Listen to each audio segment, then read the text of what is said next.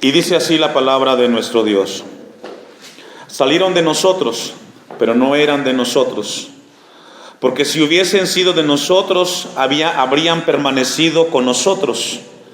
Pero salieron para que se manifestase que no todos son de nosotros. Pero vosotros tenéis la unción del Santo y conocéis todas las cosas. No os he escrito como si ignoraseis la verdad, sino porque la conocéis y porque ninguna mentira procede de la verdad. ¿Quién es el mentiroso? Sino el que niega que Jesús es el Cristo. Este es anticristo, el que niega al Padre y al Hijo. Todo aquel que niega al Hijo tampoco tiene al Padre. El que confiesa al Hijo tiene también al Padre. Lo que habéis oído desde el principio permanezca en vosotros. Si lo que habéis oído desde el principio permanece en vosotros, también vosotros permanecéis en el Hijo y en el Padre. Y esta es la promesa que Él nos hizo, la vida eterna. Os he escrito esto sobre los que os engañan, pero la unción que vosotros recibisteis de Él permanece en vosotros, y no tenéis necesidad de que nadie os enseñe.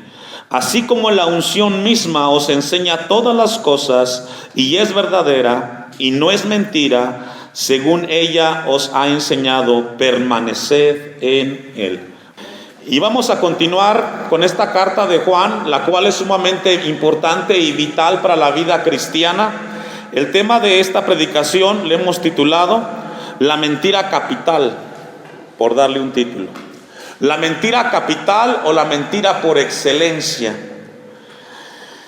Vivimos un tiempo, nosotros en este año 2017, estamos en marzo, y el mundo entero comienza a prepararse para un evento trascendental en los próximos días, en el cual se celebra lo que se conoce como la Semana Santa o la Semana Mayor.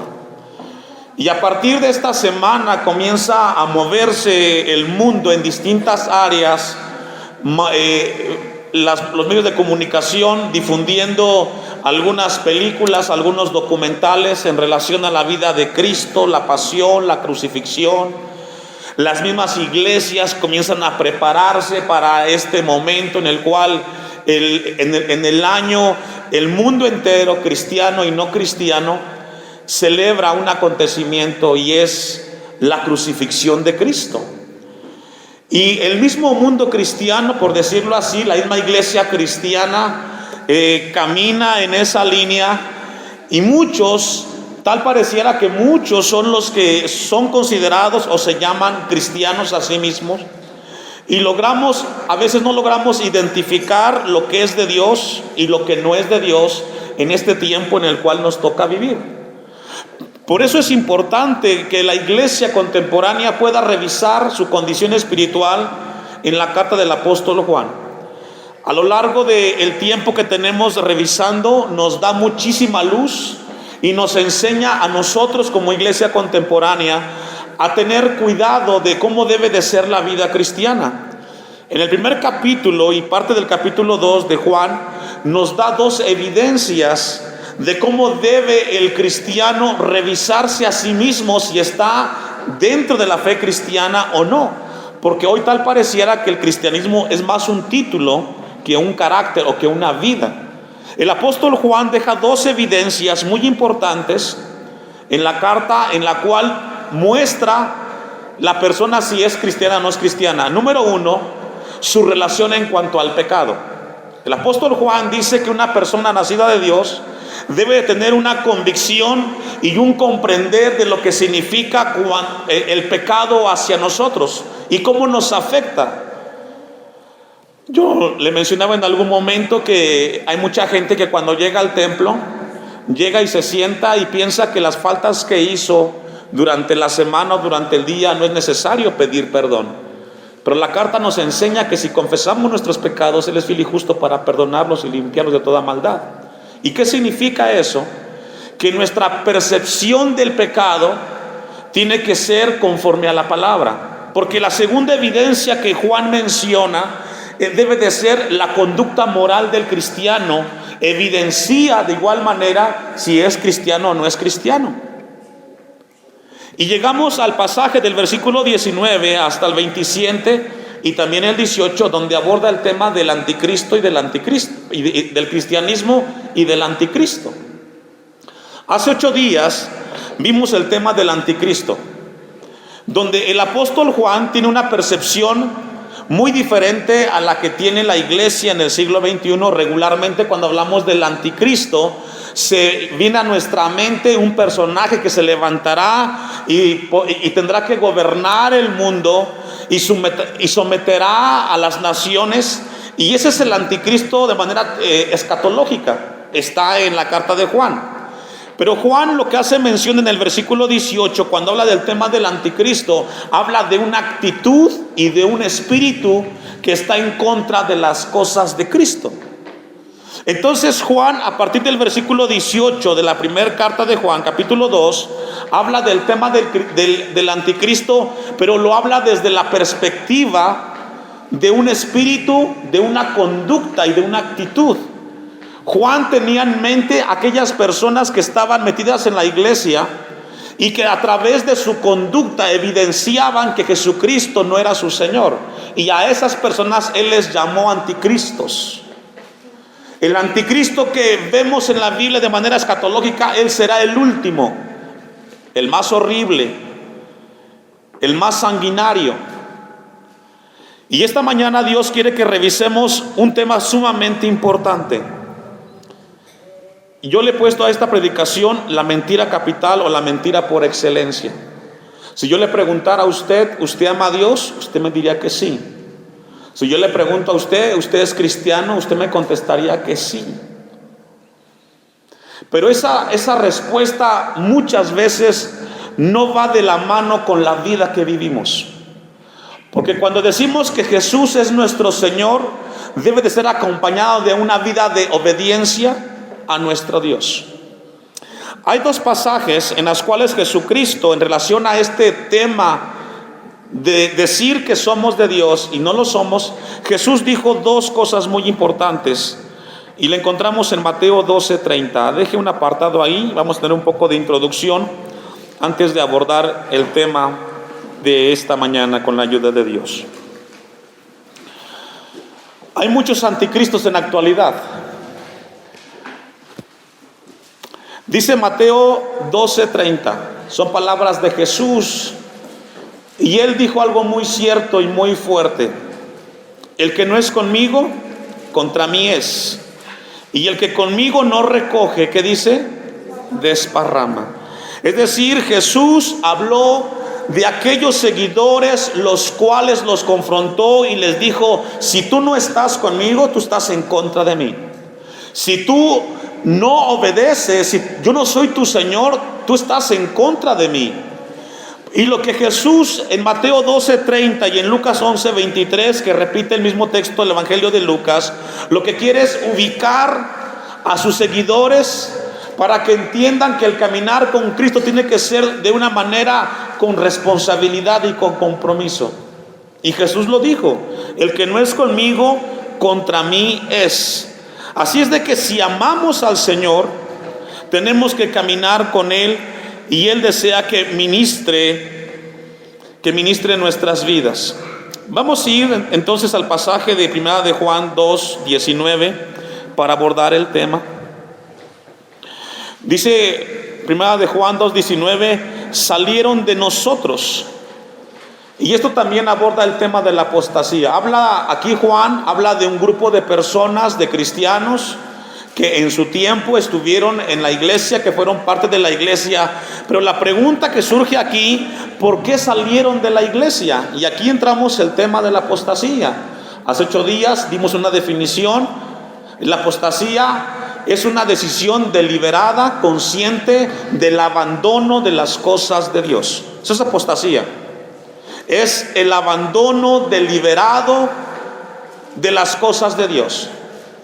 Y no tiene que irse muchas veces de la iglesia. Estando en la misma iglesia se pueden abandonar las cosas de Dios. Yo le dije hace un tiempo, la salvación no se pierde, porque Dios es el que la da. Pero la salvación sí se puede abandonar cuando una persona decide en su corazón ya no caminar con Dios y dice: Señor, yo contigo no quiero caminar. Entonces encontramos en Juan 2:19, dice: salieron de nosotros. Y la pregunta que surge aquí es de que un anticristo, por darle ese título como Juan se lo da, un anticristo es una persona que se aparta, escuche esto, de la comunión con los santos del Señor. Una evidencia que la carta de Juan nos enseña esta mañana es que cuando una persona se aparta, se separa de la comunión de los santos, desde la perspectiva de Juan es un anticristo. Hay gente que dice esto: yo soy cristiano pero no voy al templo, yo me quedo en mi casa, no me meto en problemas, aquí Dios me habla, yo leo la Biblia, canto cantos y aquí Dios está conmigo. ¿Será así? ¿Es así la vida cristiana?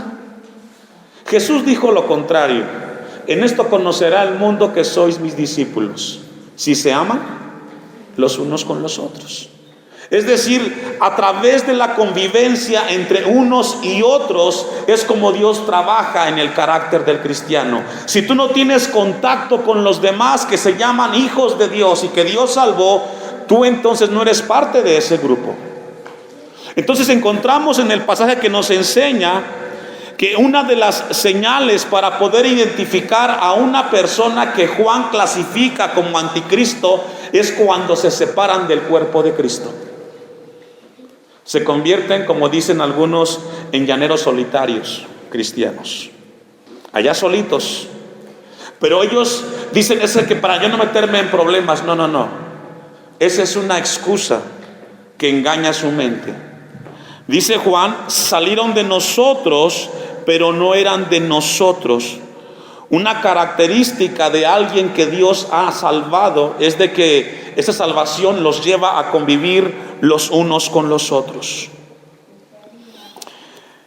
Porque si hubiesen sido de nosotros, dice Juan, habrían permanecido con vosotros. Yo estoy consciente que aquí en la iglesia todos somos distintos y tenemos una manera de pensar diferente. Pero ¿sabe quién nos une? Jesucristo. Él es el que unifica la iglesia. Él es el que nos lleva al crecimiento. Y no importa cómo tú veas la vida, cómo tú percibas aquí el existir, es Cristo el que nos une. Y Él nos llama cada día de reunión para alabarle y para escuchar su palabra. Usted vino a este lugar con el deseo de que Dios le hable. Y Dios le dice, y a todos nos recuerda esta mañana, que una característica de una persona que es considerada anticristo es cuando comienza a apartarse de la comunión con los demás. Al final del texto dice: pero salieron para que se manifestase que no todos son de nosotros. Mi deseo es que todos en este lugar vayan a un día se encuentren con el Señor. Pero eso no está en mi vida, eso está en su decisión de cada uno de ustedes. La segunda característica que la carta nos da para evidenciar a una persona que clasifica a Juan como anticristo, versículo 22, lo encontramos ahí. ¿Quién es el mentiroso sino el que niega que Jesús, que dice, es el Cristo? Una persona que niega la fe y que niega a Jesucristo, para Juan es un anticristo.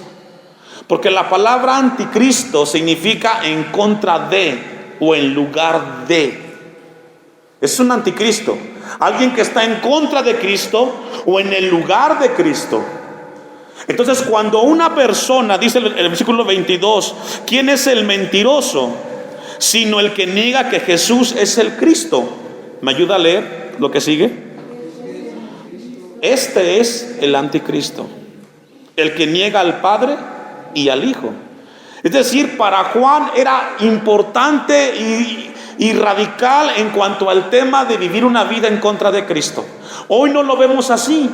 Hoy la gente no lo ve tan relevante. No es tan importante. No, sí es muy serio.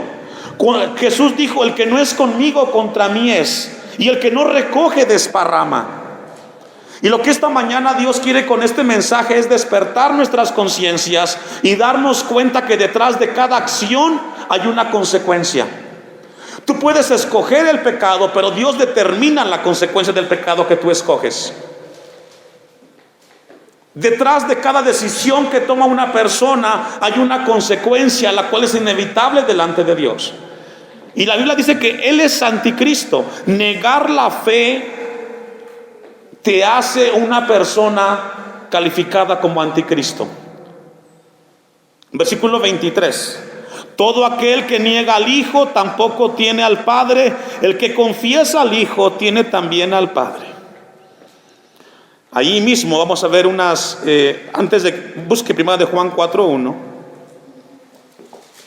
Pero lo que encontramos en el versículo 22 y 23, cuando una persona niega a Cristo y que la Biblia lo clasifica como anticristo, lo que nos está hablando, el versículo 22 y 23, es la actitud de una persona. Cuando nosotros vemos la actitud de una persona que niega a Cristo, estamos viendo la manera como se conduce. Por eso en el versículo 1, capítulo 4, dice: amados, no creáis a todo espíritu. Ahí la palabra espíritu está con E minúscula y hace referencia a enseñanzas. Ahí la palabra espíritu son doctrinas, son enseñanzas. Amados, no creáis a todas las enseñanzas, todas las doctrinas, sino que probad los espíritus, si son de Dios. Ahí la palabra espíritu son enseñanzas, son doctrinas. Lo que Juan está diciendo: ustedes santos, amados de Dios, son llamados a discernir si lo que están escuchando es de Dios, si lo que están viendo es de Dios o no lo es de Dios. Hoy tristemente se corre mucho la voz, y me ha tocado escuchar de personas que dicen: a mí no me importa cómo vive el pastor, no me interesa cómo el predicador vive, mientras predique bonito no me interesa, no me importa cómo sea la vida del cantante cristiano, mientras sus alabanzas me lleven al cielo y a la presencia de Dios, yo estoy tranquilo. Qué manera tan diluida de pensar las cosas. Porque el que predica y alaba a Dios, su vida debe de acompañar las palabras que predica. Alguien que se llame predicador o salmista de Dios no puede separar su vida privada de lo que predica. Si no vive lo que predica, entonces yo tendré cuidado de escuchar lo que escucho y de seguir lo que sigo. Porque alguien que no predica lo que vive o canta lo que vive, yo no tengo por qué seguirlo, porque su ejemplo sí importa. Hoy tristemente somos una generación que no lo vemos tan relevante. No es tan importante. Dios nos dice que sí, tenemos que probar y discernir cómo se están enseñando las cosas y cómo se viven. Por eso el versículo 4, el versículo 1 dice: no creáis a todo espíritu, sino probad las enseñanzas si son de Dios. Y esto nos enseña entonces que hay algunas enseñanzas que no son de Dios, aunque tengan apariencia de Dios. Porque muchos falsos profetas han salido por todo el mundo. Y desde el tiempo de Juan, iglesia, desde el tiempo de Juan ya existía el fenómeno de personas que se infiltraban en las iglesias y que engañaban a otros. No solamente de líderes, aún mismas personas en las bancas. Versículo 3, allá adelantito: y todo espíritu o toda doctrina o toda enseñanza que no confiesa que Jesucristo ha venido en carne no es de Dios. Hoy tenemos un problema en el siglo XXI. Vivimos un cristianismo el cual está enfocado en el hombre. El hombre es el centro del evangelismo el día de hoy. El hombre es el centro de atracción en las iglesias. El hombre es el centro de atracción en las masas, en los eventos cristianos. Vamos a ver al hombre, las cualidades del hombre de Dios, cuando no debería de ser así. Cuando Dios llamaba, era para escuchar su palabra. Hoy la palabra de Dios es un tema secundario en los grandes eventos. Ya no está Dios ahí. Por eso la Biblia nos recuerda que todo espíritu que no confiesa que Jesucristo ha venido en carne no es de Dios. Y este es el espíritu del anticristo. Allí espíritu es enseñanza y es una actitud. Y esta es la actitud del anticristo o de alguna persona que es anticristiana, el cual vosotros habéis oído que viene y que ahora ya está en el mundo. Desde el tiempo de Juan, este espíritu se opera en el mundo. Un espíritu, una actitud de gente la cual no está en contra de las enseñanzas de Cristo. Y es ahí donde Dios quiere ubicarnos esta mañana. Esta mañana Dios nos advierte a nosotros a tener mucho cuidado con lo que estamos escuchando. Debe de ser Jesús el centro de toda predicación y tiene que ser llevada a ese lugar. Vamos a ir atrasito, capítulo 1, versículo 7.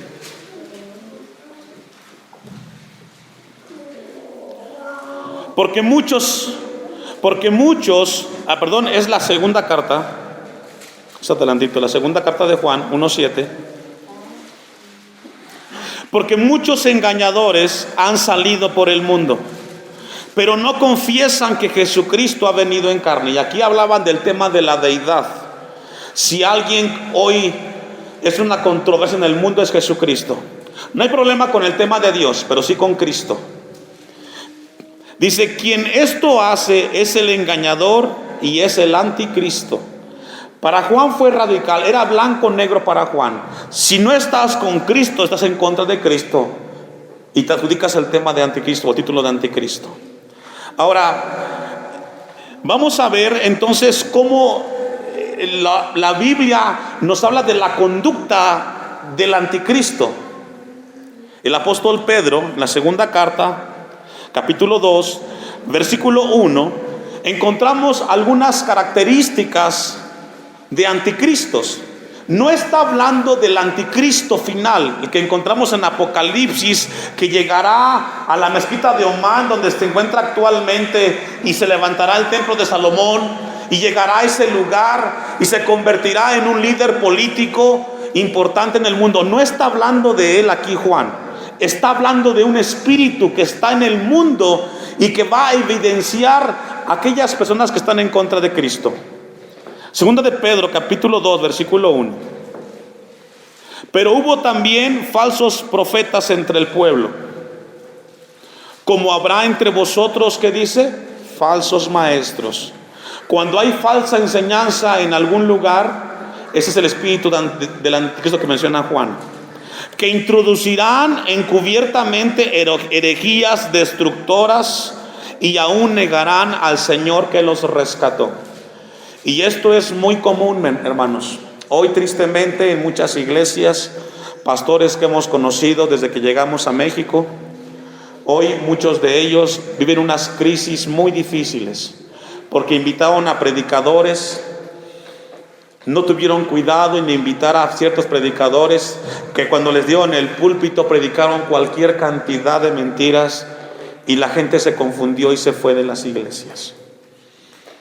A veces yo soy criticado porque casi no invitamos personas aquí. Y como pastor yo tengo mucho cuidado, hermanos, de darle un lugar a alguien aquí en el púlpito. Soy muy celoso de ello. Porque el que se sube aquí debe de entender primero que es una bendición el poder predicar de Cristo y cuidar lo que se está enseñando. Hay muchas enseñanzas que se introducen en las iglesias que traen mucha confusión. Y aquí Pedro dice que se introducirán encubiertamente herejías destructoras y aún negarán al Señor que los rescató, atrayendo sobre sí mismos destrucción repentina. Versículo 2. Sigue hablando del espíritu del anticristo, no el escatológico, sino el espíritu que está en el mundo. Y muchos seguirán sus disoluciones, por causa de las cuales el camino de la verdad, ¿qué dice?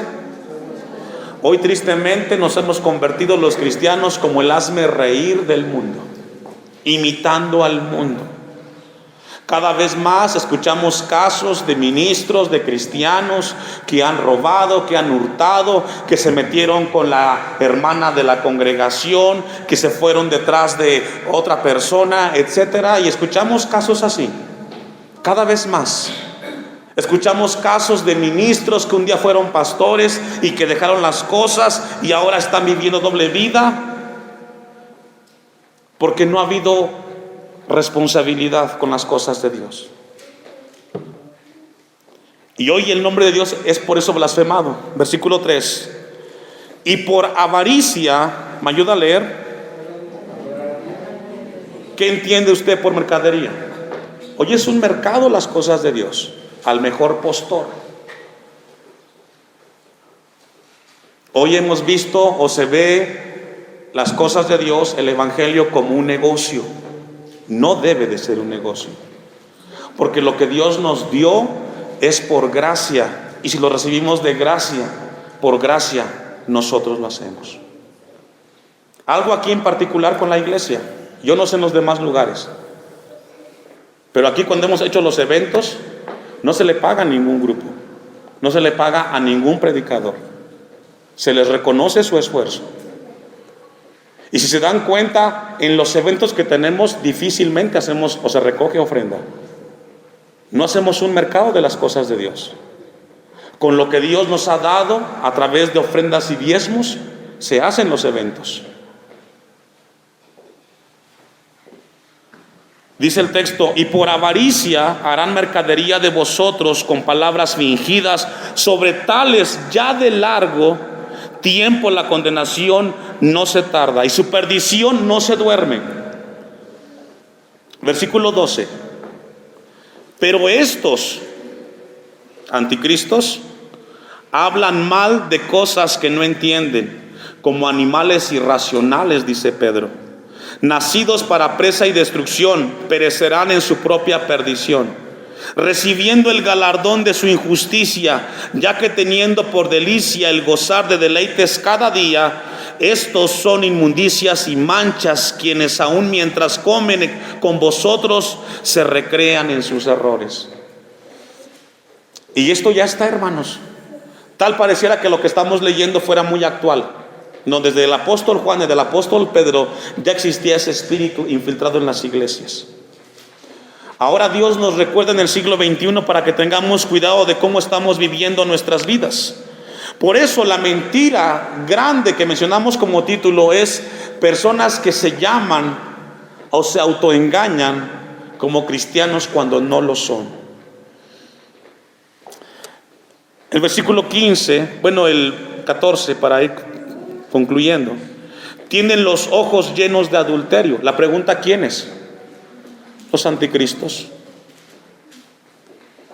No se sacian de pecar, seducen a las almas inconstantes. Y aquí está el peligro. ¿A las almas qué? ¿Quién es un inconstante? El que de vez en cuando lee la Biblia, el que de vez en cuando ora, el que de vez en cuando se acerca a las cosas de Dios. Ese es un inconstante. Que alguien viene y le hable, son presas fáciles para estas personas. Tienen el corazón habituado a la codicia y son hijos de maldición, dice Pedro.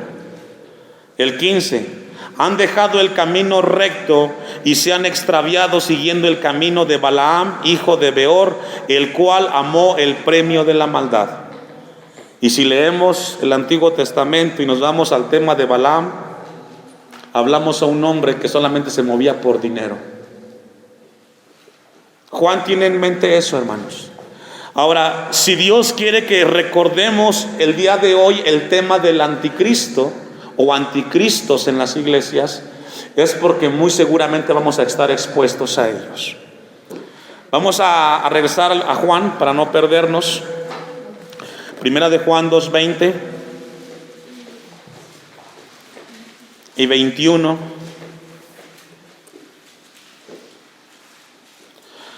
Ahora, aquí Juan, en el versículo 20 y 21, hermanos, nos habla de un grupo los cuales no pueden ser engañados por los anticristos.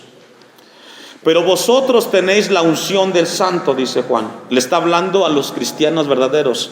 y les da el lugar de la unción de los santos. En el Antiguo Testamento, la unción era exclusivamente para los sacerdotes y para los profetas. Recordemos que en el Antiguo Testamento solamente Dios le hablaba al pueblo a través de los profetas y a través de los reyes y los sacerdotes. Cuando Juan les dice a los cristianos del siglo I que ellos tenían la unción del santo, les estaba haciendo referencia a que ellos tenían la capacidad para discernir las cosas que eran de Dios y las que no eran de Dios. Concluye el 20: y conocéis todas las cosas. ¿Quiénes? Los que han nacido de Dios. 21: no os he escrito como si ignoraseis la verdad, sino porque la conocéis, y porque ninguna mentira procede de la verdad. Una persona que aquí Juan lo llama la unción del santo, habla acerca de un grupo de personas que tienen el Espíritu de Dios para discernir las cosas. La palabra unción que encontramos ahí es del griego crisma, y que significa ungido. Ustedes tienen la unción que tenía Cristo, saben discernir entre una cosa y la otra. Por eso a ustedes no los pueden engañar, dice Juan.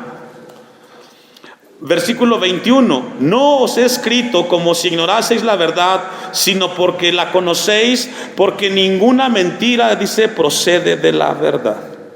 Versículo 22: ¿quién es el mentiroso sino el que niega que Jesús es el Cristo? Este es anticristo, el que niega al Padre y niega al Hijo.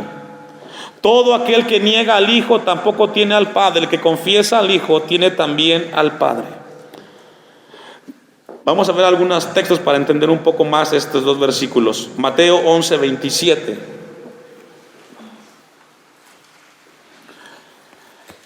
Para poder nosotros conocer a Dios, tenemos que conocer a Cristo vamos a conocer a Dios a través de Cristo. Dice Mateo 11, 27: todas las cosas me fueron entregadas por mi Padre, dice Jesús. Y nadie conoce al Hijo sino el Padre, ni al Padre conoce a alguno sino al Hijo, y aquel a quien el Hijo lo quiera revelar. Encontramos que Mateo 11, 27 nos habla que el Padre le dio todas las cosas al Hijo. Para poder llegar a Dios, tiene que ser a través de Cristo. Tiene que ser ese acercamiento a Dios a través de la gracia de Jesucristo. Por eso Jesús dice: nadie conoce al Hijo sino al Padre, porque el Padre lo reveló a través de todo el Antiguo Testamento. Ahí reveló al Hijo. En cada profecía fue revelado el Mesías. Y cuando el Mesías vino, Él vino para exaltar al Padre.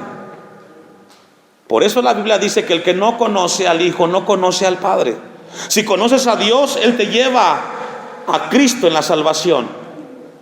Y si tú eres salvo, en la gracia te lleva a nuestro Dios eterno y creador. Lucas 10, 22.